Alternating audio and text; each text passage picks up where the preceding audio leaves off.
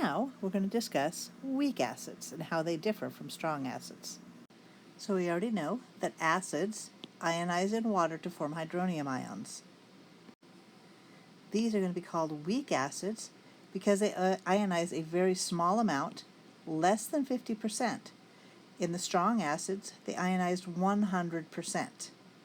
And here's the tricky part. When I say less than 50%, is 20% yet less than 50? Is 30? Is 40? Is 27? All of those numbers are less than 50%. So we don't know the exact number, we just know it's a small number. For purposes of identification, we need to know if something is a strong acid or a weak acid.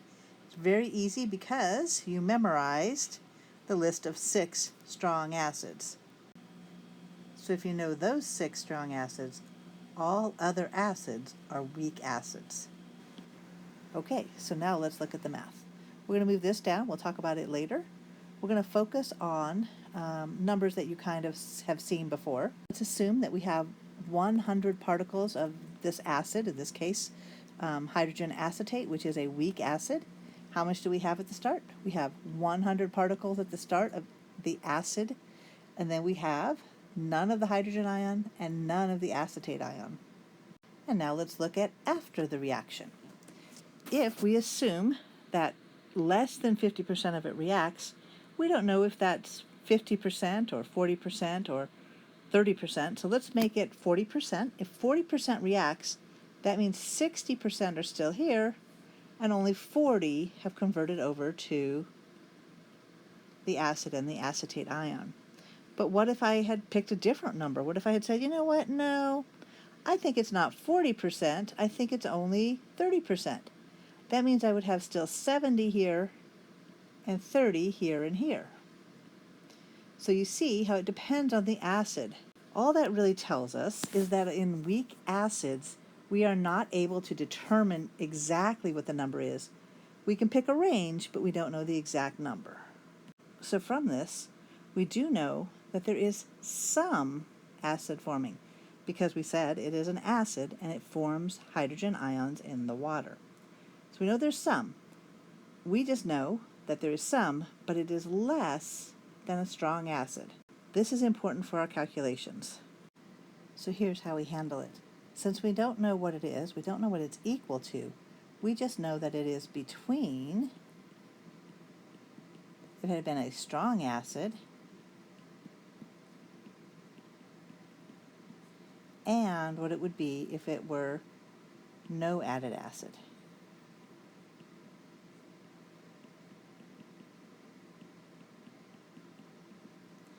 The problem is, this is not 0.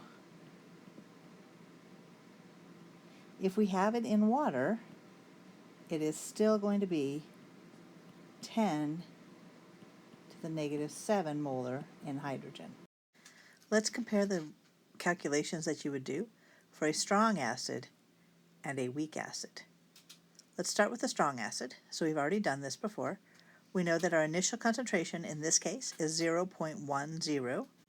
The initial concentration of the hydrogen ion will be 10 to the negative 7 because we're in water, and the initial concentration of the chloride ion will be 0 because we've got no chloride just floating in the water.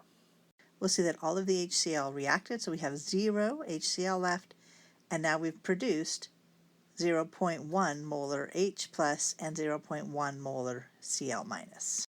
And again, those numbers are equal to the original concentration because this is a strong acid and it ionizes 100%.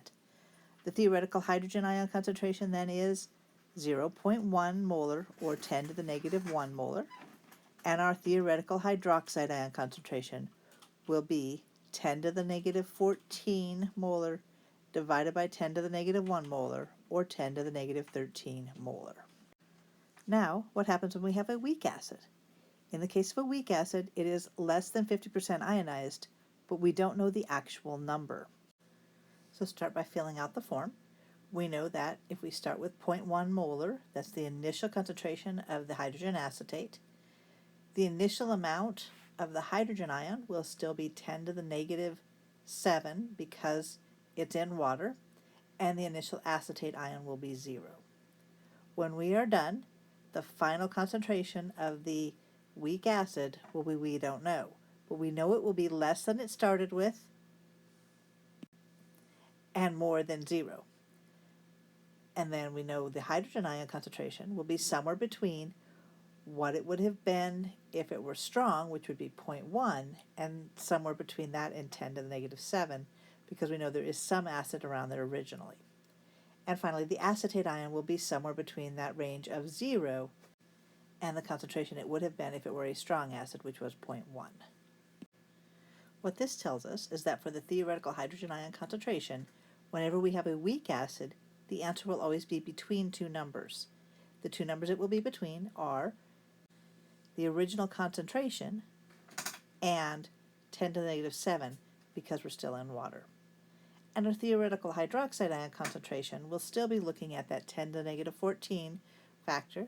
So now it will be somewhere between 10 to the negative 14 divided by the original concentration, which in this case is 10 to the negative 1, and 10 to the negative 14 divided by 10 to the negative 7, which is 10 to the negative 7. So our theoretical hydroxide ion concentration is somewhere between 10 to the negative 13 and 10 to the negative 7 for this example.